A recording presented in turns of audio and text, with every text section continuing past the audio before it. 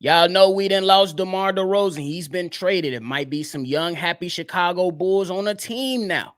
But since that DeMar DeRozan trade, are the Chicago Bulls in good hands? Y'all know me and CDubb got a lot to talk about, but you gotta hear the music first.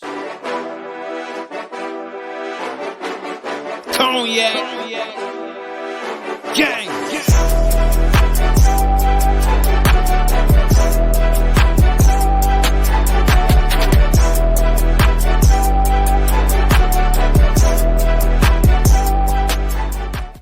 Shy Boys podcast with the Cognac Boys. I'm Cognac Boy Bobby, and I am with my dog. And I do know we gotta change that intro up, y'all. We got some players on that ain't even with the squad no more.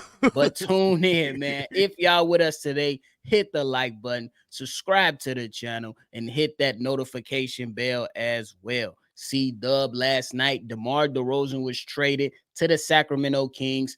The 3-team trade. Eventually, the Chicago Bulls get 2 second-round pick, a bag of money, and Chris Duarte. Okay. Well, first, let's talk about your thoughts on that, just real brief. I think the Bulls. I'm just talking on the point of the Bulls because I am a Bulls fan. The Bulls came out with something. They got something good. 2 second-round picks. They got Chris Duarte. Who knows what they're gonna do with this kid? He is a good player offensively. Defensively, he need a little work. I think DeMar DeRozan ended up in a nice place. He'll be competing. He'll be in the mix. I don't know if they instantly makes them a championship contender, but they in the mix. So yeah, I think all sides came out pretty good in this sign and trade. I agree. And it's something that the Bulls, they really didn't necessarily have to get into. Why y'all? I'm taking this damn hat off. This ain't no. I rock the shirt. I rock the shirt, but the hat throwing me off. I'm gonna keep saying Bears. My bad. But I think the trade was a solid trade. The Bulls didn't have to get into this business. But they wanted to do good by DeMar DeRozan. And the reason that the San Antonio Spurs got involved is because they wanted to help DeMar out as well, show some love there and get something in return. So shout out to them. Shout out to all parties. Like CDubb said, it's a dub. But CDubb, now that DeMar DeRozan is gone, it's time to get into the meat and potatoes, my guy. Look, you got Dosunmu, you got Coby Wite, you got Patrick Williams as the guys that's been here the longest so far, and who we believe in who's going to be those key cogs trying to push this Chicago Bulls team in a new direction. CDubb, are the Chicago Bulls now in good hands with these 3 young players? Yeah, with this youth movement been in progress for the offseason, a lot of people been putting this term, and rightfully so. This is a very young team, but you got to take into account this is a very experienced young team. Even Josh Giddey at 21 years old, if you can believe that, is a very experienced young fella. I think that we'll be okay. I think they've been groomed by one of the best professionals in the NBA in DeMar DeRozan. I think these guys have been through a lot of shit with the Chicago Bulls, a lot of battles. They went to the playoffs. It was, I don't want to call it a successful play, but they've been there and they had a little experience. They've been to a couple in-season tournament games. These guys been through a lot of shit together, especially these 3 guys. This is a new era for the Chicago Bulls. It's a youth movement, and I think these guys are going to be able to handle it. They should feel free, like Harriet Tubman, to tell you the truth. You can now play now you can let your game show. You won't have DeMar DeRozan with all his good things that he brings to the team. His one bad thing is he's DeMar DeRozan, and he needs his space, and he needs the ball to be DeMar DeRozan.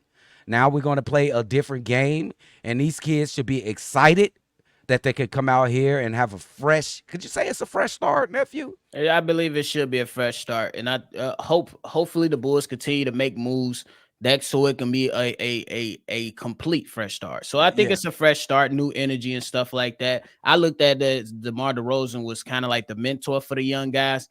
Like, you know what I'm saying? We wanted Zach to be that, but in reality, it was DeMar. And I think that now that he's gone, that, you know what I'm saying, I think they're going to try to do his best, you know what I'm saying, not just for themselves, but for him. You know what I'm saying? I believe they look at DeMar DeRozan in that light. Remember, he went to IO Jersey. thing a few Yeah. like a year or so ago. He Yeah. showed Yeah. up for Coby Wite, showed up to the G League for Dalen Terry. So he looked out for these young guys. You know what I'm saying? So I think that they're gonna try to do what's best for the organization and themselves, but I think they will have those teaching with that took place with DeMar on their minds. And you said it perfectly. These guys, I believe they got some wounds in this league already. You know what I'm Yes. saying? I believe they got some wounds. Josh Giddey, you know what I'm saying? I know the OKC Thunder made the playoffs this past season, but the year prior they was fighting for a play-in spot, and they was in a play-in game, if I'm not mistaken. And those are battles. You know what I'm saying? You fighting for some. The Bulls know what it's like to come out of All-Star break and know that we got to play a different way leading into the playoffs. They know that. These young players know that. Yeah, bro. And I think they will be ready.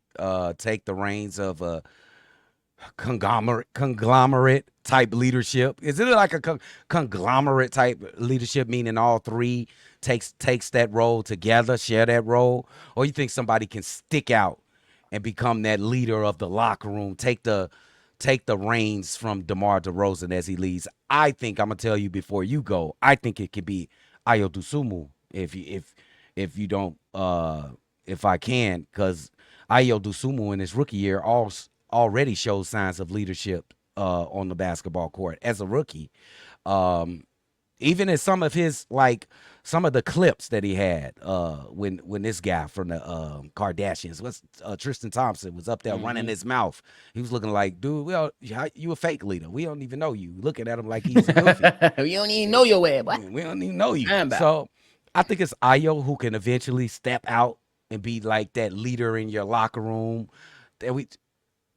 Okay, go ahead, because I don't even want to bring this guy into my conversation. Oh, I was gonna say, yeah, based off personalities and what we've seen these last few years, I'm gonna go with Ayo Dosunmu as being that guy. I think the guy that he gonna work closely with is Coby Wite, because I just think Patrick Williams is just a reserved, stoic guy, and ain't nothing wrong with that. Sometimes, you know what I'm saying, you don't got to be the rah-rah guy, to show leadership. But I think the guy that's gonna be the most vocal is Ayo Dosunmu. Ayo Dosunmu as a young player was like, DeMar, chill. We don't need that foul right now. Yeah.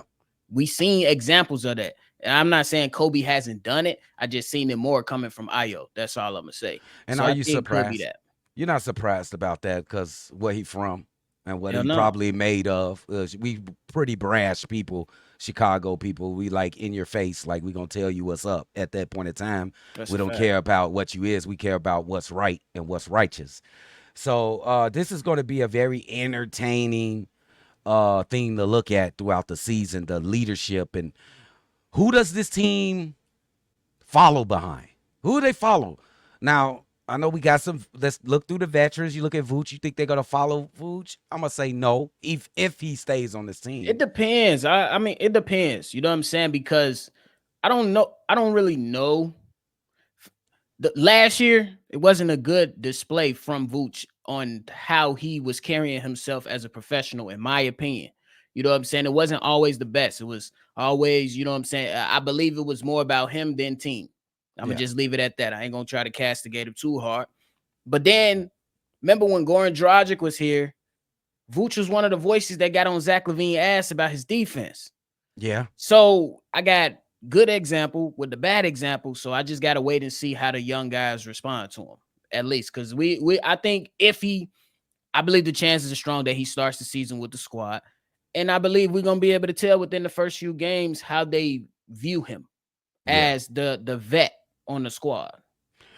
And if that doesn't happen, I think the Chicago Bulls, let's just say for the sake of speaking on it, that none of these guys come out and is the obvious leader of this team per se.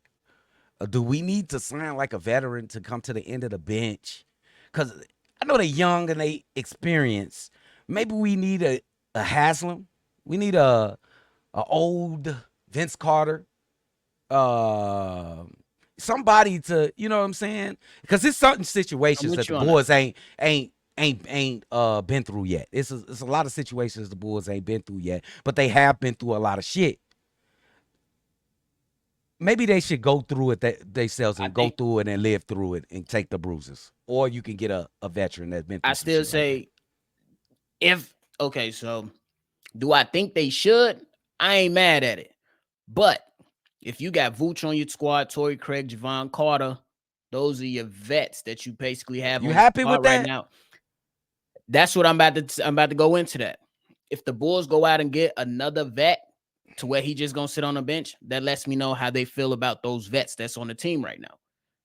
How What I'm you feel saying? about them vets? How I personally feel about him, I think you need somebody with a little bit of more, a little more skin in the game per se. You know what I'm saying? Like Okay. Torrey Craig, he's a bounce around guy. He's been bouncing around.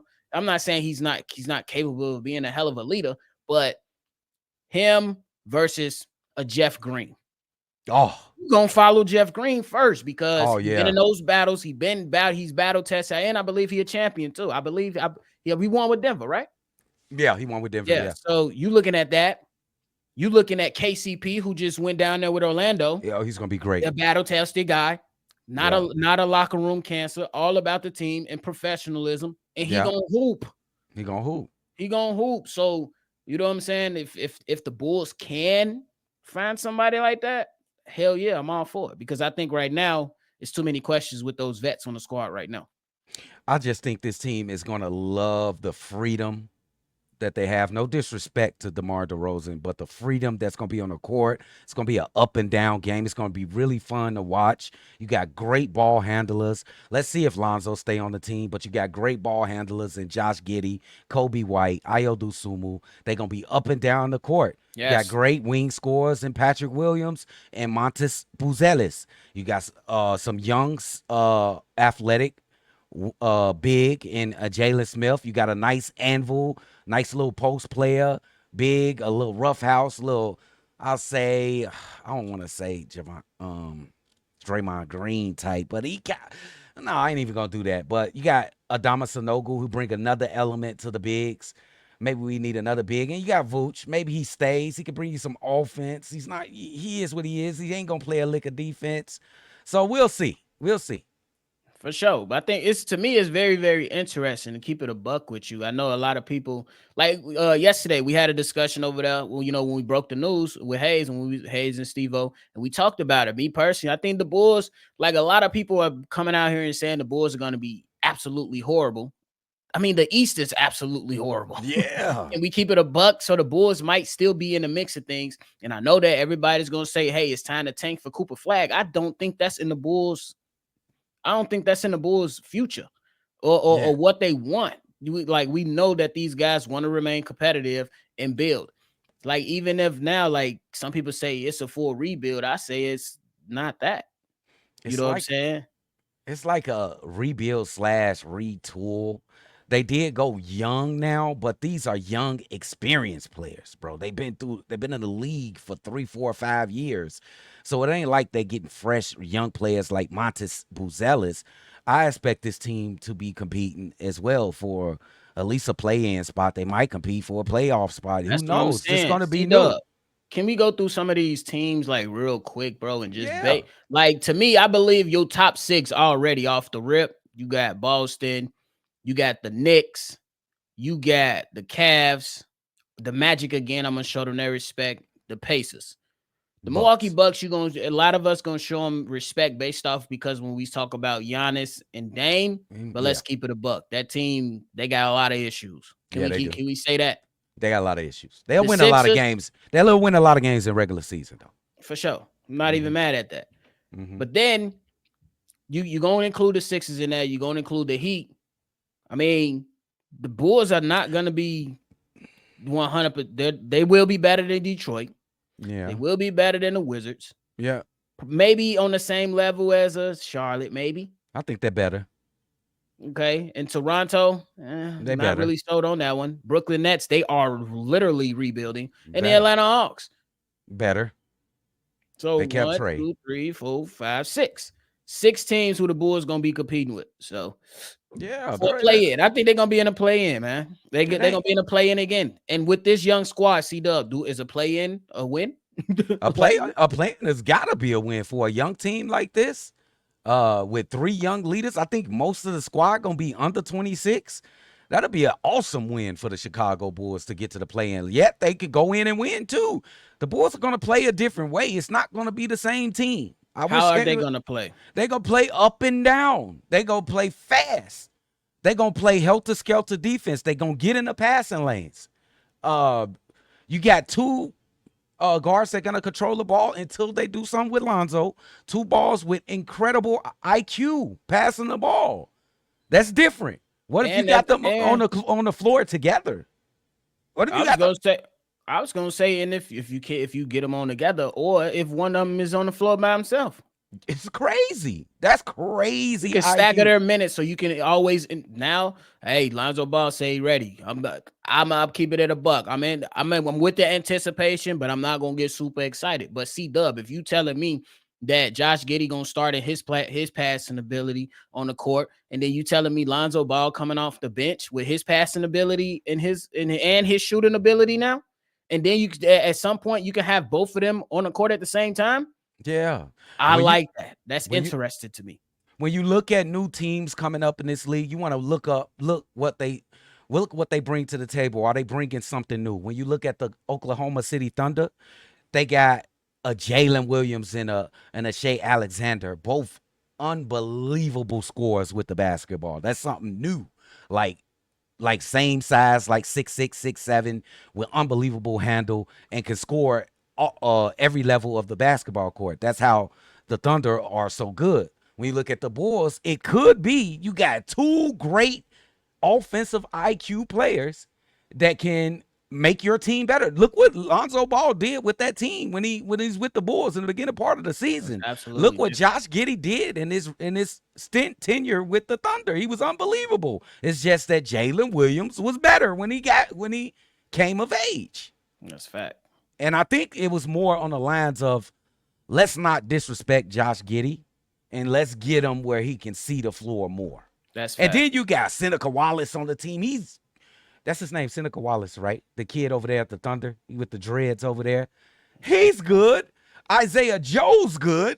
They don't have room for Josh Giddey. I don't think it's a slight to Josh Giddey. I just think that they don't have time, and it's a disrespect to Josh Giddey that he got to sit on the bench. That's what I think.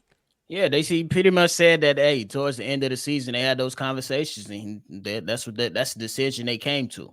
Yeah. You know what I'm saying? And he gonna see the floor here. And I hope he do what's best. I hope he able to, you know what I'm saying, shine for sure. I believe he will shine because, like I said, bro, if a guy come in and give me 16, 6-6 or 15, 5-5, to me, that's telling me that you're doing something right, and we need to continue to try to maximize that shit. Yeah, that kid huge too. I didn't know how big he is. That dude That's big. One thing I love about this new team now. You got Ayo and Coby, they 6'4", 6'5".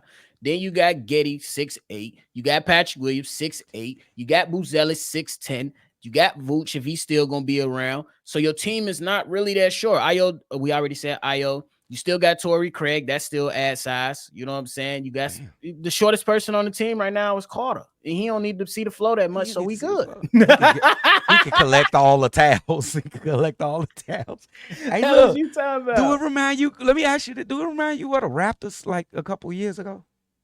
It's like they all 6'8", long arms. Oh. Not necessarily, because they for me they had skinny ass. Everybody was skinny with a long wingspan, bro. It was crazy. Yeah. This gonna be very fun. I think this gonna be fun. It's a new era, nephew. We survived. Nephew, could believe it. We started this podcast when this era started with Lonzo Ball, and we seen it to the end. It only lasted 3 or 4 years. What is this, 4? 3 years. 3 years. On to the next era. The Shop Bulls podcast, on to the next 3 era. 3 years, 4 seasons, man. It's busting. It's busting, bro. The new era begins, y'all. Anything left, my guy? Yeah, man. Y'all been showing so much support. We're about 20 off 6,200 subscribers. Can y'all help us get there before this date is over? I appreciate you guys. Thank y'all so much for tuning in. Make sure you hit the like button and subscribe before you get up out of here. We know you was watching. Do that favor. Subscribe before you go. And if you want to call in and be a part of one of our episodes, you're going to call in. Leave your name, ladies and gentlemen. Yes. Call in, leave your name so we can shout you out in the correct way. The number is 773-242-9219. Call in, state your name, give your take on everything that's going on with the Chicago Bulls draft, summer league is about to happen, whatever. Call in. We want you to be a part of that next episode. Hit that like button, and we're going to catch y'all on that next one for sure.